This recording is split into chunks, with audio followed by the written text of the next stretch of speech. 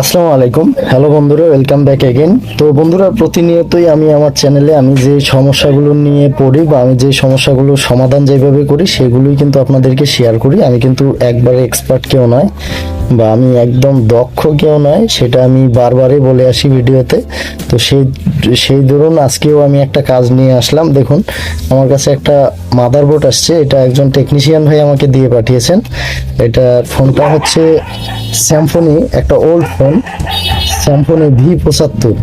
তো ফোনটার প্রবলেম হচ্ছে ফোনটা অটো রিডিং, মানে অটো যখন আমি পাওয়ার বাটন প্রেস করি, যখন আমি পাওয়ার কি প্রেস করি, তখন হচ্ছে পাওয়ার সাপ্লাই একটা রিডিং দেখায়, সেটা হচ্ছে 7, 8, 9 এরকম একটা রিডিং দেখিয়ে এখানে আটক হয়ে থাকে। আর চালু হয় না ফোনটা, প্লাস হচ্ছে ওইভাবেই আটক থাকে। তো এই ভিডিওটাতে দেখাবো যে এইরকম প্রবলেমগুলো আমি কিভাবে ফিক্স করি বা আপনারা কিভাবে করেন, সেটা আমাকে অবশ্যই নিচে জানাবেন যদি আপনি এগুলো কাজ করে থাকেন। আর যদি না করে থাকেন তাহলে অবশ্যই জানাবেন যে আজকের ভিডিওটা আপনাদের কেমন লেগেছে। তো বন্ধুরা, চলুন আপনাদেরকে প্রথমে দেখিয়ে নেই যে আসলে এই মাদারবোর্ডটা কি কন্ডিশনে আছে। তো চলুন, আমি আমার ক্যামেরাটা ঘুরিয়ে নিচ্ছি। তো বন্ধুরা, দেখতেই পাচ্ছেন আমি পাওয়ার সাপ্লাইটার দিকে ক্যামেরাটা ঘুরিয়ে নিলাম। এবার আমি এটাকে চেক করে দেখাই আপনাদেরকে।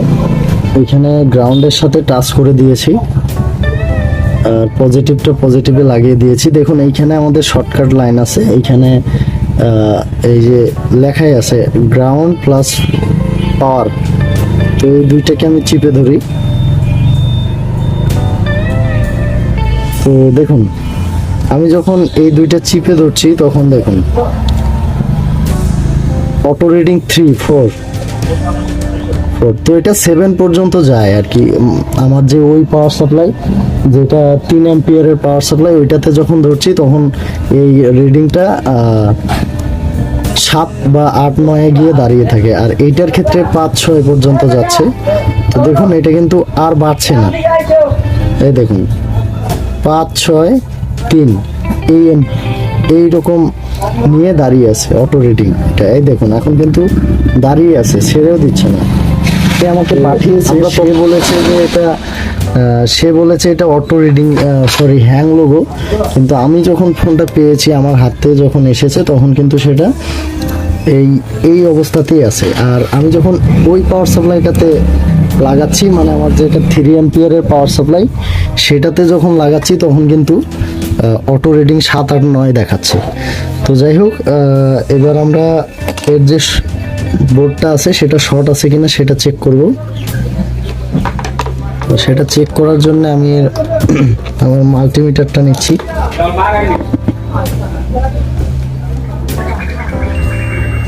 তো মাল্টিমিটারটা ডায়োড রেঞ্জে রেখে, দেখুন মাল্টিমিটারটা ডায়োড রেঞ্জে রেখে পজিটিভটা পজিটিভ, নেগেটিভে দেখুন কোনো রকম কিন্তু শর্ট দেখাচ্ছে না। আবার ঘুরিয়ে দেই, এইখানে দেখুন 272, মানে 250 হইলে ওকে, সমস্যা নাই, কোনো শর্টিং নাই। তো আসলে আপনারা যারা এগুলো কাজ করেন তারা আইডিয়া করে ফেলেছেন যে আসলে এটা কি প্রবলেম। তো আর যারা নতুন তারা অবশ্যই এই ভিডিওটা দেখলে এই প্রবলেমটা জেনে যাবেন আশা করছি। তো এটা মূলত হয়ে থাকে হচ্ছে আমাদের ইএমএমসি যখন ইউজের আপনার ডেটা যে ইউজের যে লিমিট আছে, এই লিমিটটা যখন শেষ হয়ে যায় তখন কিন্তু আমাদের এই সমস্যাটা আসে। তো যেহেতু আমার কাছে ইজি টেক নাই, তো আমি কিন্তু চাইলেও এই ইএমএমসিটা আমি রিপেয়ার করতে পারবো না। তো আমি যেটা করব, জাস্ট আমার এবার যেটা করণীয় সেটা হচ্ছে আমার এই ইএমএমসিটা চেঞ্জ করে ফেলতে হবে। কারণ আমার কাছে জি-টেক নাই। জি-টেক থাকলে হয়তো আমি এটাকে রিপেয়ার করার চেষ্টা করতাম জি-টেক দিয়ে। এইটার সমাধানের জন্য প্রথমে আমাকে আরেকটা বোর্ড নিতে হবে। দেখুন, এটা কিন্তু অলরেডি পাওয়ারের সমস্যা ছিল। তো এটাতে বেশ কিছু কাজ করা হয়েছে, পাওয়ার আইসি চেঞ্জ করা, অন্য জায়গায় কাজ করা হয়েছে, সম্ভবত আরও কোথায় কোথায় কাজ করা হয়েছে। এই যে এটার ব্যাটারির পা ভাঙা, বা দেখতেই পাচ্ছেন সার্কিটটাতে অনেক কাজ করা হয়েছে। তো আশা করছি যে এটার ইএমএমসিটা ভালো আছে। তো আমি এটার কন্ডিশনটাও আপনাদেরকে দেখাই। তো যেহেতু সেম বোর্ড, আর যেহেতু জিটেক নাই আমাদের কাছে, তো আমি তো ইএমএমসি রিপেয়ার করতে পারবো না, আমার ইএমএমসি চেঞ্জ করতে হবে। তো সেজন্য আমি আগে এটাকে চেক করে নিই যে এটার কি অবস্থা। আশা করি ইএমএমসিটা ভালো আছে। তো এইটা দেখুন, এইটাও কিন্তু কোনো শর্টিং দেখা যাচ্ছে না, কিন্তু আমি যখন পাওয়ার প্রেস করি তখন দেখুন শর্টিংটা তখন দেখতে পারবেন। এই যে দেখুন, দেখতে পাচ্ছেন এটা যখন পাওয়ার প্রেস করতেছি তখন কিন্তু 60-70 এরকমে চলে যাচ্ছে, প্লাস পাওয়ার আইসিটা কিন্তু হিট হচ্ছে। পাওয়ার আইসি হিটিং হচ্ছে, সিপিইউ হিট হচ্ছে, কিন্তু ইএমএমসিটা হিট না হওয়ার কারণে আমি এই ইএমএমসিটা, এটার ইএমএমসিটা, নষ্ট বোর্ডের ইএমএমসিটা আমি এটাতে ইনপুট করব। তো ইনপুট করে দেখি যে আমাদের আসলে সমস্যাটা যে আছে এটার সমাধান হচ্ছে কিনা। তো আমি প্রথমে ভালো বোর্ডটা যেটা আর কি 7-8 বা 3 রেটিংয়ে গিয়ে, অটো রেটিংয়ে গিয়ে দাঁড়িয়ে থাকে, সেটাকে আমি উঠিয়ে নিব।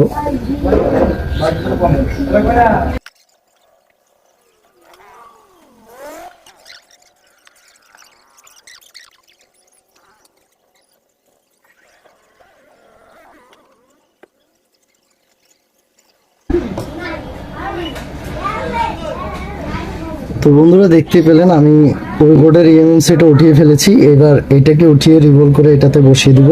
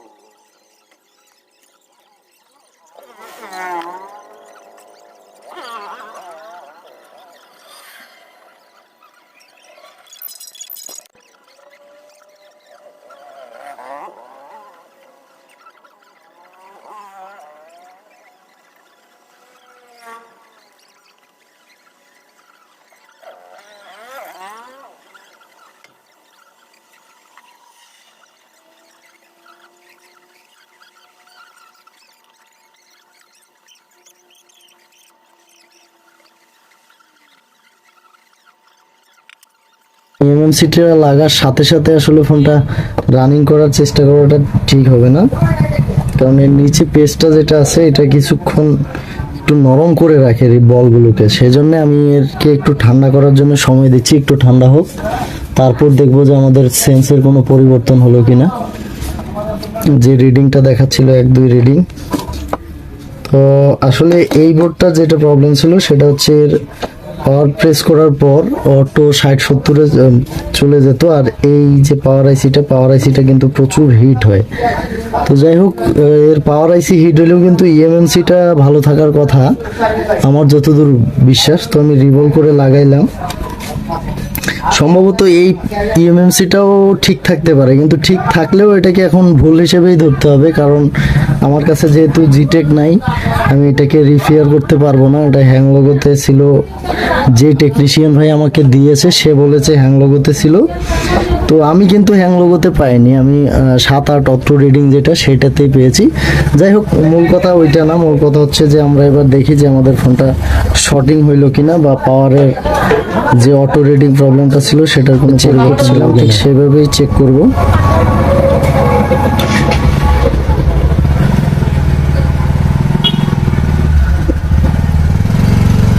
তো এটা পাওয়ার সাপ্লাইয়ের সাথে কানেক্ট করার পর আমি আপনাদেরকে যদি দেখাই, কোনো রকম শর্টিং হয়নি। দেখুন কোনো রকম শর্টিং হয়নি। তো এবার আমি পাওয়ার প্রেস করে দেখি যে আমাদের রিডিং এর কোনো রকম পরিবর্তন হলো কিনা।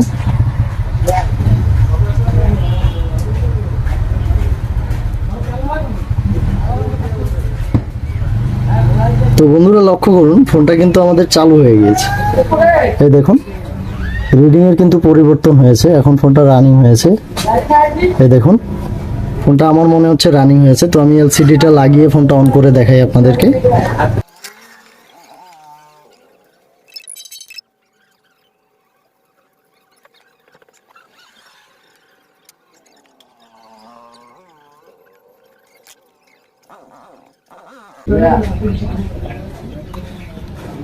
তো বন্ধুরা দেখুন আলহামদুলিল্লাহ আমাদের ফোনটা কিন্তু অন হয়ে গেল, মানে ডিসপ্লেতে গ্রাফিক্সও চলে আসছে।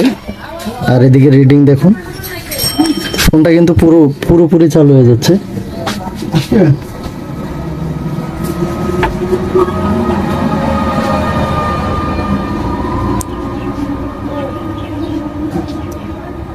তো আমরা পুরো চালু হওয়া পর্যন্ত অপেক্ষা করব।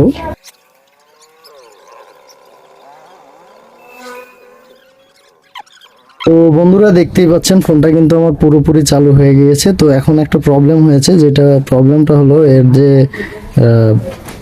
ওই ফোনটাতে যে লকটা ছিল, ইএমএমসিটাতে যে লকটা ছিল বা ফাইলগুলো ছিল সবগুলো কিন্তু এখানে রয়ে গিয়েছে। জাস্ট এবার আমি যেটা করব, একে হার্ড রিসেট দিয়ে দিব, অথবা এর যে CM2 দিয়ে আমি এটাকে ফরম্যাট দিয়ে দিব, তাহলেই কিন্তু আমাদের কাজটা হয়ে গেল।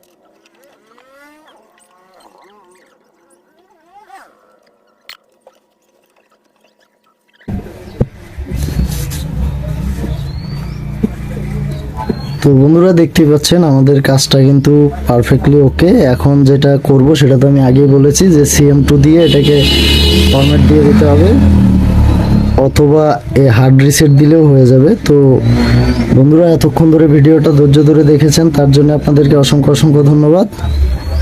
আরও একটা নতুন ভিডিওতে আপনাদের সাথে দেখা হবে। ততক্ষণ পর্যন্ত সবাই ভালো থাকবেন, সুস্থ থাকবেন। আসসালামু আলাইকুম।